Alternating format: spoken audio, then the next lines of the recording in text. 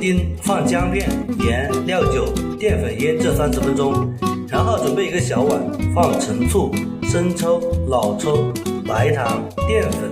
适量的清水调成料汁备用。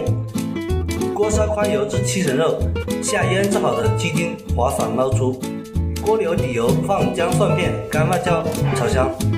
倒入鸡丁、黄瓜丁去皮的熟发生米，再倒入调好的料汁，大火烧开，收汁即可出锅。